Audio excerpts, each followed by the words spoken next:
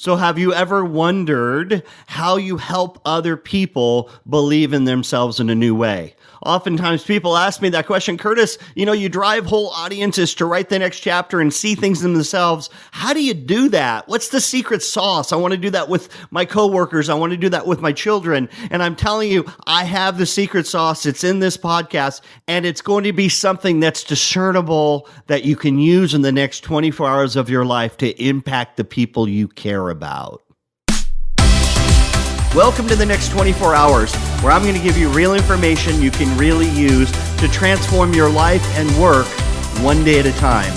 I'll be your host, Curtis Zimmerman.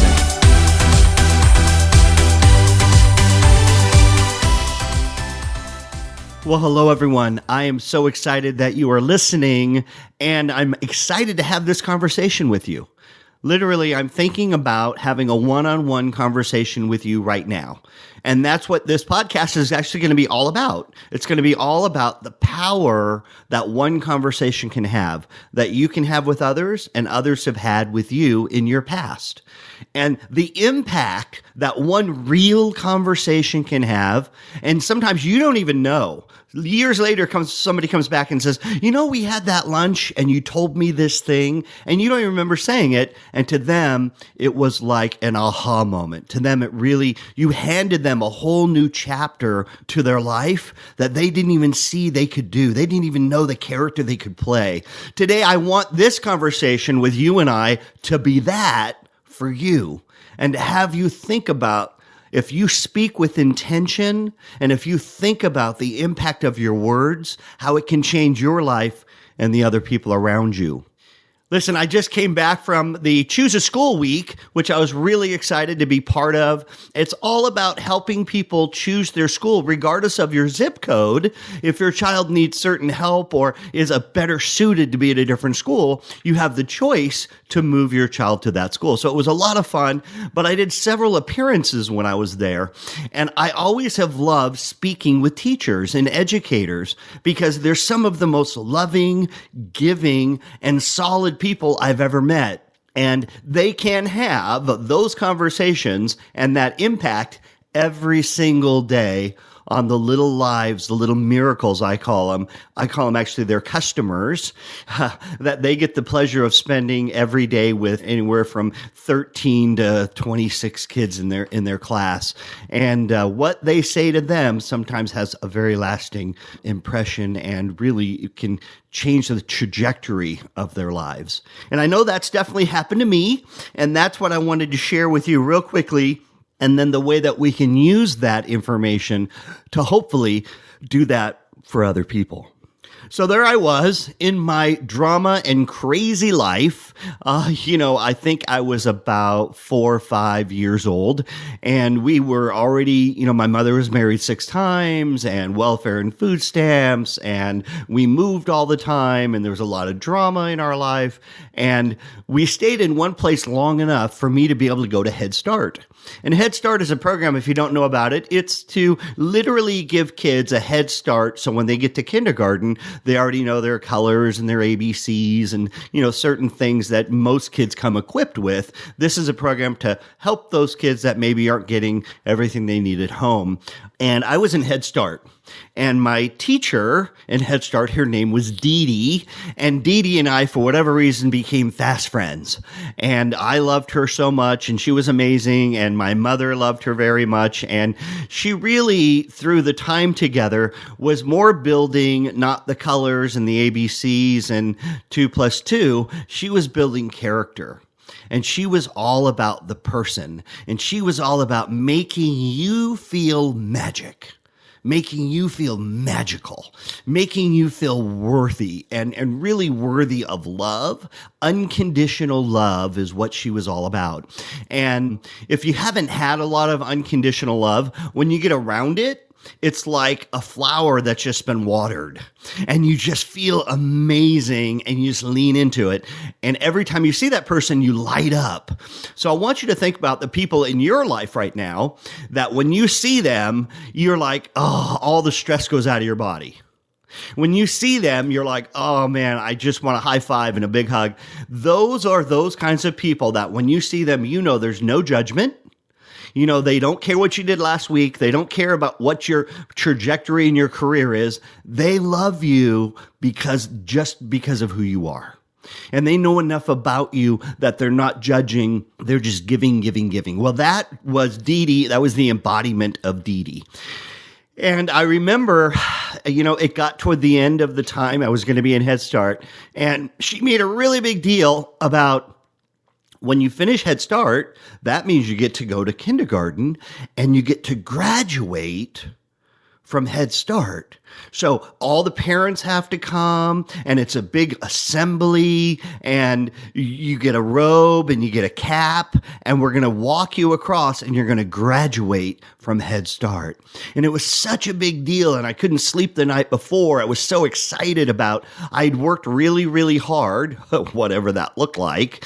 But in my mind, I'd worked really, really hard for this big accomplishment to graduate from Head Start. So I was ready to go to kindergarten. And the graduation happened, and I actually have a picture of that, and that'll be on my website somewhere if you want to check it out, whatever. But I have a picture of me still with Dee Dee graduating from Head Start. And as a little kid, I had a little shoebox.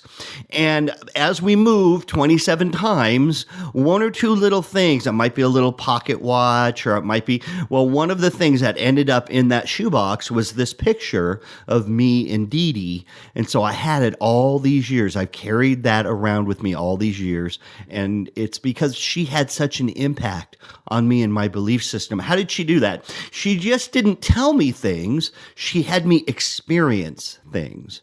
And what she had me experience is after the graduation, she asked my mom, would it be all right if I dropped Curtis off later at your house? I wanted to take him out to lunch to help celebrate his graduation.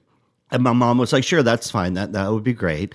And she ended up driving me, and I think it was one other little girl, to LAX, which is, one of the largest airports in the world. And she took us to LAX, and I had never been in an airport or anywhere really probably out of my neighborhood even before that. And we got to LAX, she parked the car, and we walked, and there were planes flying in and out, and I was totally bugging out. I was like, whoa, this is amazing, this is awesome. And we walked to this building, and at the top of the building, there was a restaurant. And the restaurant, which was, for me, just totally out of control, it slowly spun around in a circle. So as you were eating, you would go in a 360, like every 15 minutes or something. You did a complete 360 all the way around. So you could see the entire airport, all the planes coming and going. And so we got there, and I don't even remember what we had, some food. But the main reason we were there was she wanted us to have an experience, and she wanted us to have a memory to take away. And here I am all these years later, and I'm still talking about it. So obviously it worked. And what she had shared with us was, do you see all those planes? And we were watching the planes landing and taking off and landing, and it was, like a miracle. It was crazy as a little kid watching it. And she said, I want you both to know that those planes are taking people that are in your neighborhood, and they're driving just like we did to the airport, and they're getting on those planes, and those planes are flying them all over the world. They're taking them to other countries.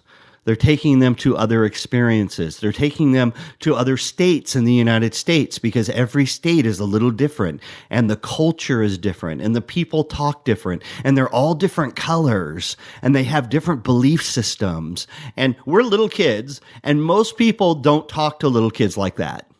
But she knew, based on our life experience we've already had, we could really hear and digest what she was saying, because even though I was only 5 or 6 or whatever, I was probably more like 9 or 10 due to my life experience, street smarts or whatever at that time. And she got that. So she never talked down to us. She talked to us like little people, like little human beings that were sponges. And she said, the other thing I want you to see is, see the planes that are landing? Those planes are bringing people from all different countries around the whole world. Think about the globe. And they're coming from all different places, all different countries on that globe. And they're flying here to come to Los Angeles because they want to experience what Los Angeles is like. And today, the reason I brought you here, and you graduated today, And I want you to know that someday, if you do the right things and you make the right choices, someday you're going to graduate from high school. And if you graduate from high school, and then who knows, maybe even college someday, but high school, that with everything you have, everything you're equipped with, you'll have everything you need to be able to go on a plane and then go and travel and go see the other states here in the United States. Who knows, maybe even be able to get on one of those planes and fly to another country and learn about their culture and learn about their past and learn about what they think is important. And today is the first day, your first graduation. But I want you to someday think about, there's a great big world out there, not just the little neighborhood you live in. There's a great big world, and I want you to go, and I want you to explore it. Get on one of those planes and go see what else is out there. It chokes me up when I think about it, because I can't paint the picture to you enough of what my world looked like. You know, there are lots of periods of time where we didn't have even an apartment to live in. We lived in hotels and motels, and we were moving from place to place and evicted from places. And that was my whole world. And it was very rocky ground, not knowing what tomorrow morning would look like. Would I walk to school and then come back and there'd be another bus or little whatever? Oh my gosh. Sorry, I get emotional when I think about it, but like a trailer that they were loading our furniture, because I didn't know about it, but we've been evicted and yet we were moving. I just made friends at the school. I was just getting into the neighborhood, and I come home and we're moving again to someplace and people I don't know. I share that with you because I kind of paint the picture of her telling me, listen, there's a great big world out there with lots of other ways to live and lots of other people making different kinds of choices. And if you do the right things, one day you get to go experience that. That's really what she was telling us. What you're doing right now isn't the whole world, and I know it feels like it. And I would just say that to you right now, wherever you are, and you're listening to this podcast, and you think about your life, and I'm telling you, you're the director, and you're the ones that's writing the script. And right now, you think your life is your life, and you have no choice. I'm telling you, you do. There's a great big world out there with millions of people and millions of choices, and you're not stuck in your little life. If you are, it's because you're writing that script. That's what she was telling me all those years ago. And now I reflect now, and I think about myself, and I think about the way I felt the day I actually did graduate from high school. And I think about how much travel I have done because of that little seed that she planted. Now I can tell you that I have 1,000,000 miles on Delta. I've traveled 1,000,000 miles flying and more. It's over 1,000,000. I've been to every single state in the United States, and most several times.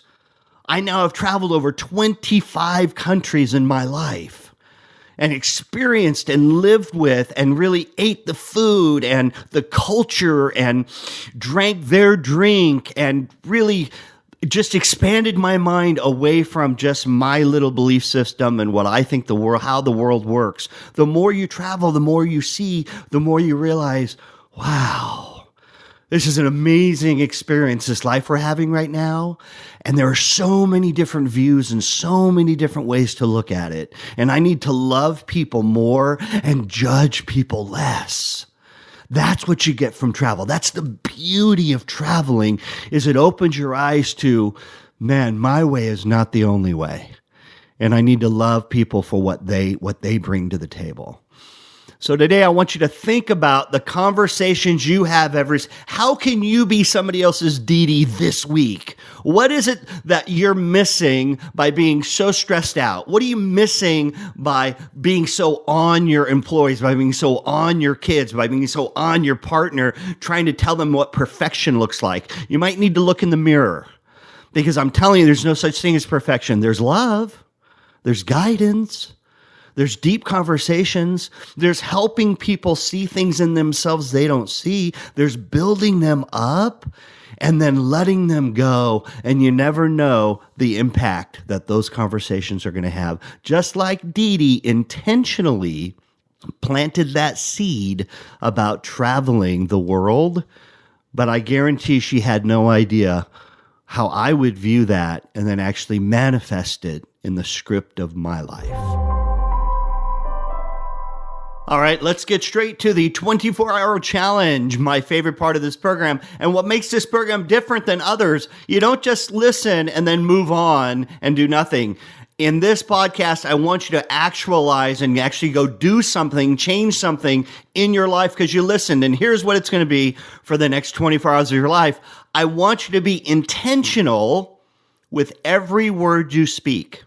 I want you to think about, I play the game Simon Says. It teaches us to stop and think before we act. Stop and think before you speak. I want you to do that because I want you to have every word you say, give it the power it really deserves. I want you to think about the power your loving, caring, and listening words can have. What are listening words? It means I've listened to you, I've taken it in, I've really thought about it, and then I've used my filter to give back something to empower you, to help you go and take on that challenge, to help you go and take on the next chapter of your life. You have the power to do that in every single conversation. And there are so many missing minutes in our life. You know, we get up in the morning, we're making our coffee, and my son is there, and he's there, and he has in his earbuds, and he's listening to something, and he's making his lunch, and then I get him a high five, and he walks out the door.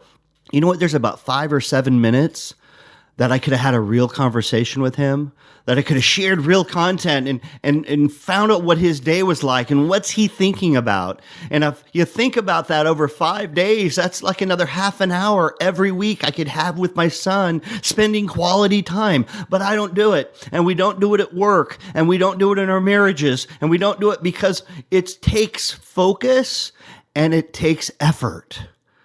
But think about the story with Dee Dee. She took the time, she took the focus, and she made an impact on me, and I can never thank her enough, and all the educators out there that do that every day. Go out there and tackle the next 24 hours. You're in charge.